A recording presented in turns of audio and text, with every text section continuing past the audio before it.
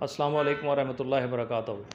آج ہم یہاں شیخ نصیر صاحب ہیں جو سابق ناظم بھی ہیں اور پورے جنوبی پنجاب کے کار ڈیلر ایسوسیشن کے صدر بھی ہیں۔ آج ان کے پاس آئے ہیں، ان سے پوچھیں گے کہ عام جتنے بھی یہ ریپس ہو رہے ہیں جس میں موٹر ویز کا بھی ایک بہت بڑا سلسلہ یہ دیکھ رہے ہیں آپ کتنے عرصے سے چل رہا ہے، اس کا ابھی تک کوئی ملزم گرفتار نہیں ہو سکا۔ اس کے علاوہ اور بھی عام روٹین میں اگر تھانوں میں چلے جائیں تو شریف آدمی تھانے میں جا ہی نہیں سکتا، بہت اولڈ لینگویج استعمال کی جاتی ہے اور مہنگائی کا آپ کے سامنے حال ہے۔ ہم جانیں گے شیخ نصیر صاحب سے کہ اس حوالے سے آپ کیا کہنا چاہیں گے، کیا عوام کو پیغام دیں گے؟ جی آپ دیکھیں کہ معصوم بچوں کے ساتھ زیادتی ہوتی ہے۔ 70% لوگ کہتے ہیں رپورٹ ہی نہیں کرتے، اپنی عزت کے ڈر سے، اس کے ڈر سے کہ یہ ہماری بدنامی ہوگی، ہماری رسوائی ہوگی۔ تو حاکم وقت کیا کر رہا ہے؟ حاکم وقت تو یہ بھی نہیں پتا کہ ڈالر کا ریٹ چڑھا، وہ کہنا مجھے فائنانس منسٹر نے بتایا تھا ڈالر فلکچویٹ ہو رہا ہے۔ کاروباری حالات یہ ہیں کہ جو لوگ عزت کی روٹی کھاتے تھے وہ ایک دوسرے سے مانگ کے گزارا کر رہے ہیں، کاروبار ختم ہو چکا ہے۔ آپ کی غلط پالیسیوں کی وجہ سے، غلط ارادوں کی دیکھیں، آپ آئے ہیں وعدہ کر کے کہ جی 1 کروڑ نوکریاں دیں گے، 50 لاکھ گھر دیں گے۔ 50 لاکھ کیا 5000 گھر نہیں دے سکے؟ 1 کروڑ کیا 1 لاکھ نوکری نہیں دے سکے؟ الٹا آپ نے آ کر لوگوں کو بے روزگار کیا ہے۔ آپ کی سیاست ہے پسند اور ناپسند کی۔ آپ سپوکس مین وہ رکھتے ہیں جو آپ کے حق میں بیان دے اور آپ کے مخالف کو جو ہے نا گندہ کرے، اس کی خامیاں بیان کرے، اس کا معاملہ ٹھیک ہے۔ اگر ان 2 بندوں نے جرم کیا اس کو چھوڑ دو، آپ قوم کو آگے لے کے چلو، بتاؤ کہ یہ نیا پاکستان ہے، یہ سوچ کے کہ ہمارے بچوں کا مستقبل یہ ہو۔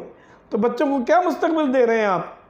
نہ ان بچوں کی عزت محفوظ ہے، نہ ان کا کسی ایک کو آپ نے سر عام پھانسی دی ہے؟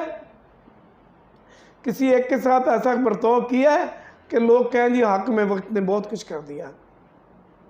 نوکریاں آپ کے بس کا کام نہیں، مکان دینا آپ کے بس کا کام نہیں۔ اس میں میں سمجھتا ہوں حکومت سے آپ کا کیا مطالبہ ہے کہ یہ وارداتیں ہو رہی ہیں، بچوں کی بے حرمتی ہو رہی ہے، خواتین کو ذلیل کیا جا رہا ہے، رسوا کیا جا رہا ہے، اس کے حوالے سے گورنمنٹ سے آپ کی کیا اپیل ہے؟ حاکم وقت سے یہ درخواست ہے کہ آپ کو اللہ نے اپنا نائب بنایا ہے، اسلامک ریپبلک آف پاکستان کے نائب اللہ کے نائب کا کام ہے کہ اللہ کی مخلوق کے لیے آسانیاں پیدا کریں۔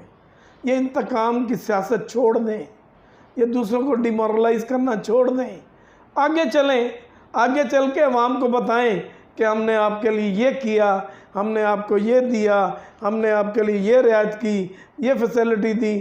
آپ تو ایک دن پیٹرول کم کرتے ہیں، دوسرے دن دگنا بڑھا دیتے ہیں۔ ایک دن اب ڈالر کو آپ نے 70 روپے پہ بچا دیا، کار جو 4 لاکھ روپے کی تھی وہ 12 لاکھ روپے کی ہوگی۔ سفید پوش آدمی سے تو آپ نے سواری چھین لی، بلکہ میں تو دوسرے لفظوں میں کہوں گا آپ نے ان سے روٹی چھین لی ہے۔ حاکم وقت کا کام ہے ضروریات زندگی، نیسیسٹی آف لائف اویل کرنا۔ نیسیسٹی آف لائف کی پوزیشن آپ کے سامنے ہے۔ آٹا چور بھی بیٹھے ہوئے ہیں، چینی چور بھی بیٹھے ہوئے ہیں، اور حکومت کے اندر بیٹھے ہوئے ہیں، وہ سارے صاف ہیں تو باقی سارے چور ہیں۔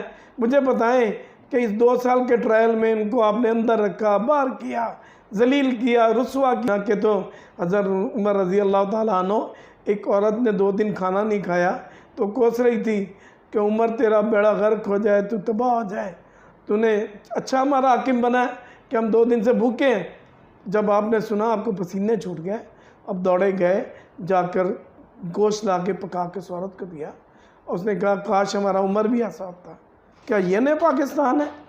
آپ کو سوچنا چاہیے کہ رب کائنات نے آپ کو کتنا بڑا مقام دیا ہے۔ ڈالر، میں تو سمجھتا ہوں مشرف صاحب کا دور بہت اچھا دور تھا، 60 روپے سے 61 روپے نہیں ہوا، آپ نے 170 روپے کر دیا، ہر چیز ڈی ویلیو ہو گئی۔